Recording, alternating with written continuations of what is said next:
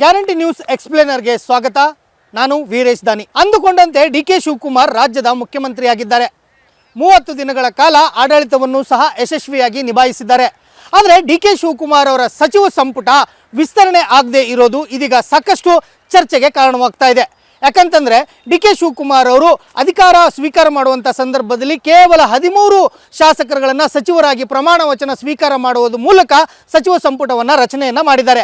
ಹೀಗಾಗಿ ಡಿಕೆ ಶಿವಕುಮಾರ್ ಅವರ ಸಚಿವ ಸಂಪುಟದಲ್ಲಿ ಈಗಲೂ ಸಹ 20 ಸ್ಥಾನಗಳು ಸಚಿವ ಸ್ಥಾನಗಳು ಖಾಲಿ ಇವೆ.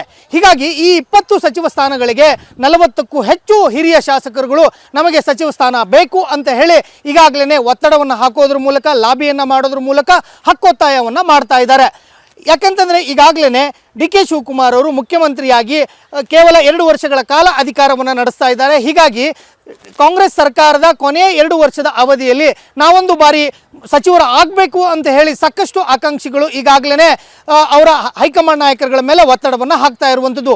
ಒಂದು ಕಡೆ ಡಿ ಕೆ ಶಿವಕುಮಾರ್ ಅವರ ಬಣದಲ್ಲಿರ್ತಕ್ಕಂಥ ಶಾಸಕರುಗಳಾಗಿರ್ಬೋದು, ಇನ್ನೊಂದು ಕಡೆ ಮಾಜಿ ಸಿ ಎಂ ಆಗಿರ್ತಕ್ಕಂಥ ಸಿದ್ದರಾಮಯ್ಯ ಬಣದಲ್ಲಿರ್ತಕ್ಕಂಥ ಶಾಸಕರುಗಳಾಗಿರ್ಬೋದು ಮತ್ತು ತಟಸ್ಥ ಶಾಸಕರುಗಳು ಎಲ್ಲರೂ ಸಹ ಹೈಕಮಾಂಡ್ ಮೇಲೆ ಒತ್ತಡವನ್ನು ಹಾಕಿ ಆದಷ್ಟು ಬೇಗ ಸಚಿವ ಸಂಪುಟವನ್ನು ವಿಸ್ತರಣೆ ಮಾಡಿ ಅನ್ನೋ ಒಂದು ಒತ್ತಡವನ್ನು ಮತ್ತು ಆಗ್ರಹವನ್ನು ಮಾಡ್ತಾ ಇರುವಂಥದ್ದು.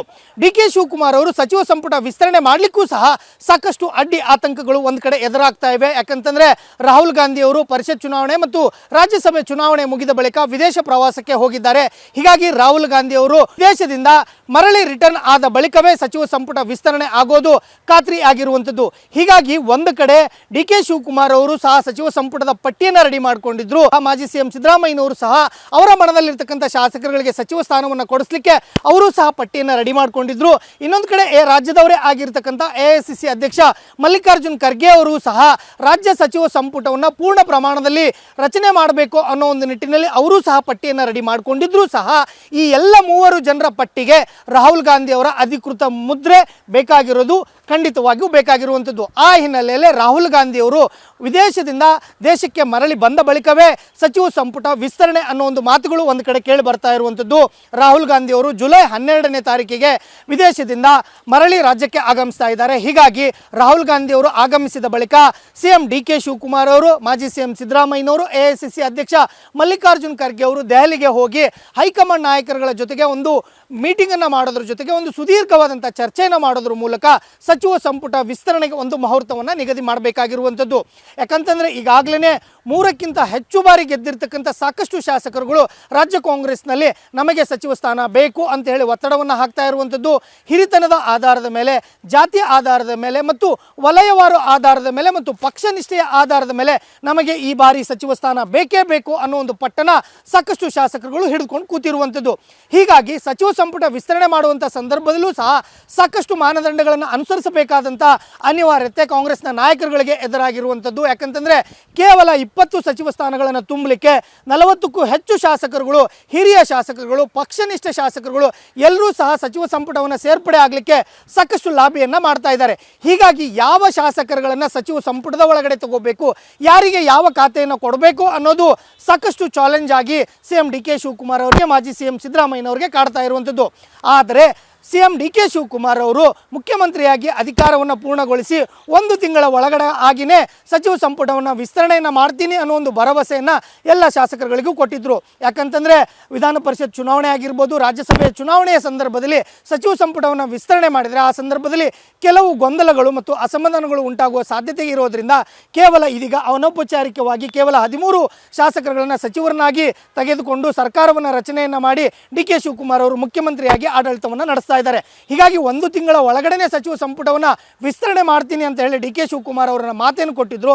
ಆ ಮಾತಿನ ಪ್ರಕಾರ ಈಗಾಗಲೇ 1 ತಿಂಗಳು ಮುಕ್ತಾಯವಾಗಿರುವಂಥದ್ದು. ಡಿ ಕೆ ಶಿವಕುಮಾರ್ ಅವರು 1 ತಿಂಗಳ ಕಳೆದ ಬಳಿಕವೂ ಸಹ ಒಂದು ಕಡೆ ಸಚಿವ ಸಂಪುಟ ವಿಸ್ತರಣೆ ಮಾಡಲಿಕ್ಕೆ ಸಾಕಷ್ಟು ಚರ್ಚೆಗಳನ್ನು ಮಾಡ್ತಾ ಇದ್ದಾರೆ. ಸಾಕಷ್ಟು ಹಿರಿಯ ನಾಯಕರುಗಳ ಜೊತೆಗೂ ಸಹ ಚರ್ಚೆಗಳನ್ನು ಮಾಡ್ತಾ ಇರುವಂಥದ್ದು. ಹೀಗಾಗಿ ಇದೇ ತಿಂಗಳಲ್ಲಿ ಅಂತ್ಯದ ಒಳಗಡೆ ಸಚಿವ ಸಂಪುಟ ವಿಸ್ತರಣೆ ಆಗುತ್ತೋ ಇಲ್ವೋ ಅನ್ನೋದು ಸಾಕಷ್ಟು ಕುತೂಹಲವನ್ನು ಮೂಡಿಸ್ತಾ ಇರುವಂಥದ್ದು. ಯಾಕಂತಂದರೆ ರಾಹುಲ್ ಗಾಂಧಿ ಅವರು ಜುಲೈ 12ಕ್ಕೆ ವಿದೇಶದಿಂದ ದೇಶಕ್ಕೆ ಆಗಮಿಸ್ತಾ ಇರುವಂಥದ್ದು. ಆದರೆ ಇದೇ ತಿಂಗಳು ಜುಲೈ 14ರಿಂದ ಆಷಾಢ ಮಾಸ ಆರಂಭವಾಗ್ತಾ ಇರುವಂಥದ್ದು. ಅದರಲ್ಲೂ ವಿಶೇಷವಾಗಿ ನಮ್ಮ ಮುಖ್ಯಮಂತ್ರಿ ಆಗಿರ್ತಕ್ಕಂಥ ಡಿ ಕೆ ಶಿವಕುಮಾರ್ ಅವರು ದೈವ ಭಕ್ತರು, ಏನೇ ಮಾಡಿದ್ರೂ ಸಹ ಆಚಾರ ವಿಚಾರ ಜ್ಯೋತಿಷ್ಯಗಳನ್ನು ಕೇಳಿ ಮಾಡುವಂಥವ್ರು. ಹೀಗಾಗಿ ಡಿ ಕೆ ಶಿವಕುಮಾರ್ ಅವರು ಆಷಾಢದ ತಿಂಗಳ ಒಳಗಡೆ ಸಚಿವ ಸಂಪುಟವನ್ನು ವಿಸ್ತರಣೆ ಮಾಡ್ತಾರೋ ಇಲ್ವೋ ಅನ್ನೋದು ಸಾಕಷ್ಟು ಕುತೂಹಲಕ್ಕೆ ಕಾರಣವಾಗ್ತಾ ಇರುವಂಥದ್ದು. ಯಾಕಂತಂದರೆ ಡಿ ಕೆ ಶಿವಕುಮಾರ್ ಅವರು ಆಷಾಢ ತಿಂಗಳಿನಲ್ಲೇ ಸಚಿವ ಸಂಪುಟ ವಿಸ್ತರಣೆಗೆ ಒಂದು ಅನುಮತಿಯನ್ನು ಕೊಟ್ಟರೆ ಅದು ನಿಜಕ್ಕೂ ಸಹ ಸಾಕಷ್ಟು ವಿಶೇಷ ಅಂತ ಹೇಳ್ಬೋದು.